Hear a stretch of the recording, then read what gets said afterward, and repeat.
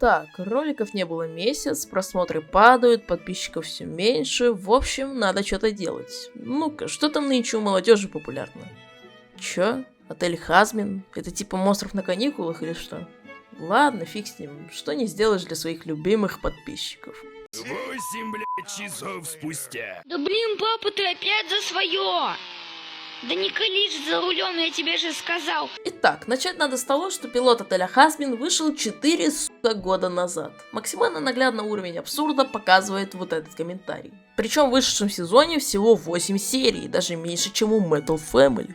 Ну ладно, хрен знает, что там было эти 4 года. Может, они придумывали шутки про письки. Главное, что мульт вышел, и слава богу. Ну, заценили, да? Типа, слава богу, а там про ад, ну, вот это вот, ну, как бы...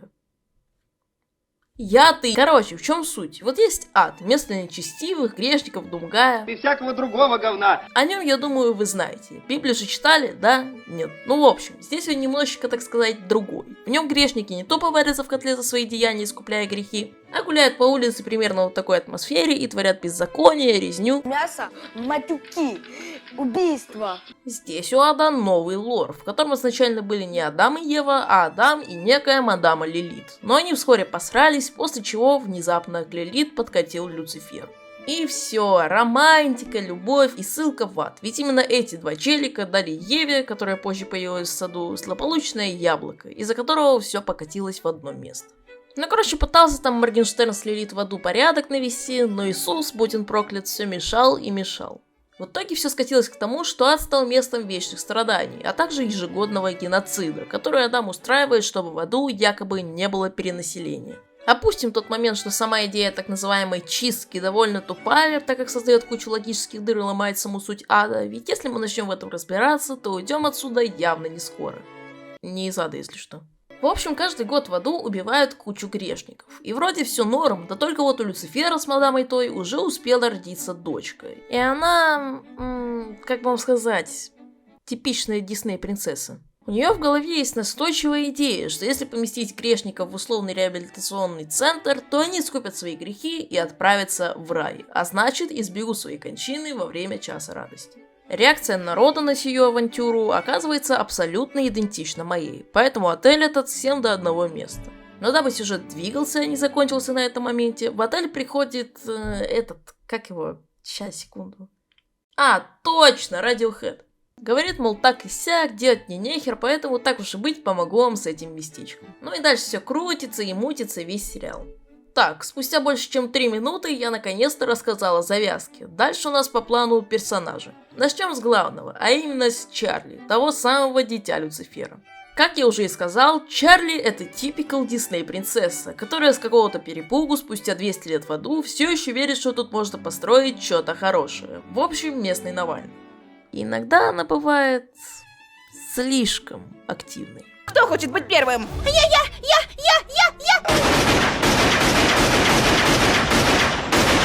Второй перс — это вот эта вот мадама. Имя я ее не знаю, потому что всем насрать, но это не особо-то и важно. По сути, она просто девушка Чарли и выполняет роль исключительно саппорт-персонажа, хоть разрабы и пытаются как-то ее раскрыть. Не, ну серьезно, из всех персонажей этот, если не самый скучный, то точно один из, так что пойдем дальше. Следующий на очереди главный поставщик шуток про письки Angel Dust. Если уместить весь его характер в 10 секунд, то выглядеть это будет примерно вот так.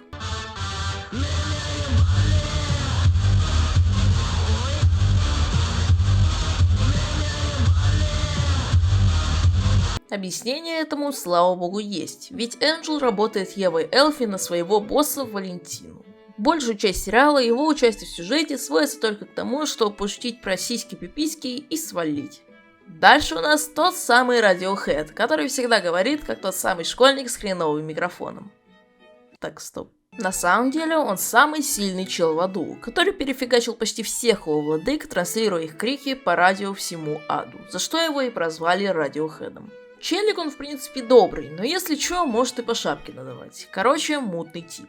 Среди прочих также есть Хаск, который работает барменом за полставки, а именно за возможность бухать на рабочем месте. Последний из списка главных героев – это сэр Пентиус, который вначале был типичным злодеем с манией величия, а после того, как его пару раз назвали дураком, обиделся и стал добрым. А, да, еще у него 10 яиц. Буквально. Ну а еще есть Нифти, малолетняя любительница насилия и единственная натуралка во всем сериале. Кстати, ей 22, если что. С персонажами вроде все, так что спустя кучу времени мы наконец сможем приступить к самому сериалу. Первое, что бросается в глаза, это, конечно же, количество мата на квадратный метр. Fucking shit. Fucking bitch. Fucking dick fucking fucked and fucking dick master. Я, конечно, и сам не святой, даже и не близко, однако мне все-таки кажется, что тут матов слегка многовато. Все-таки, когда нарезка со всеми матами в твоем шоу длится 4 минуты, это означает, что ты немножечко так переборщил.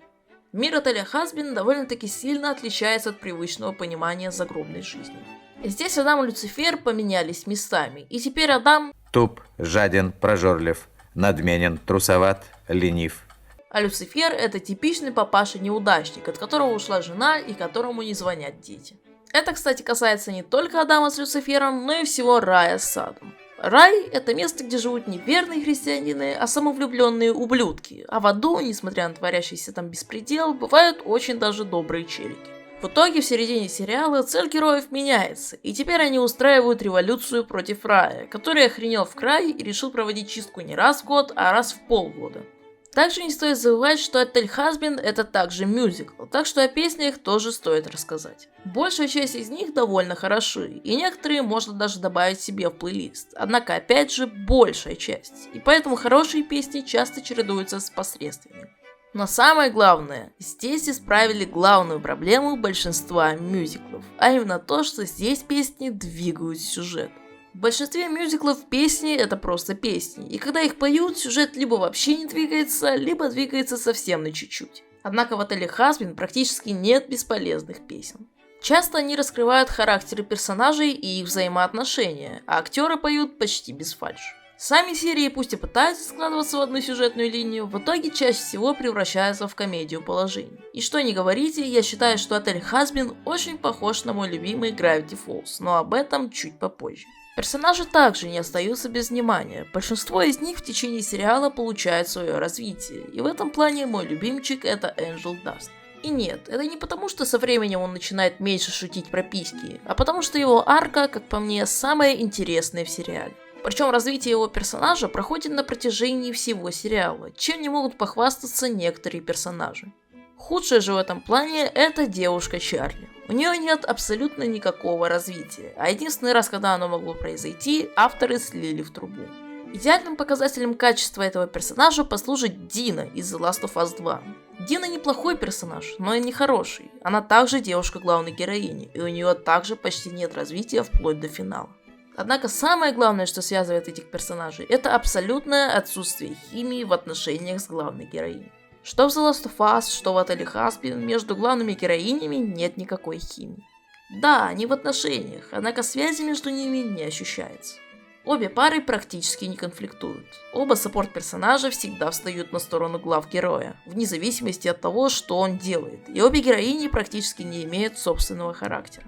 Именно поэтому я считаю, что Мадама Чарли является самым слабым персонажем в сериале. Если говорить по итогу, то, как я уже и говорил, отель Хазбин очень похож на Gravity Falls. Отель Хазбин это также комедия положений.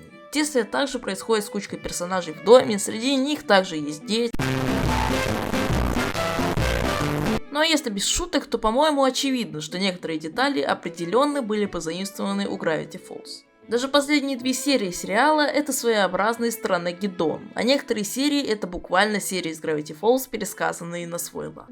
Однако главная проблема отеля Хазбин это его излишняя пошлость. Я говорю не только про упоминание сисек и писек, но также и про общую его атмосферу. Мата слишком много, шутки строятся на пошлости, а серьезные темы пусть и поднимаются, но им уделяется намного меньше внимания, чем очередной шутки про фильмы для взрослых. Если делать вывод по сегодняшней теме, а именно является ли отель Хазбин относительно детским сериалом, то я бы сказал так. Совсем уж дети смотреть это не будут из-за мата и непонятных шуток. Взрослые не будут это смотреть из-за изобилия всего этого. А смотреть это будут как раз таки подростки примерно моего возраста, которым как раз и нравятся шутки про письки, матюки, кровь и разного рода пошлость.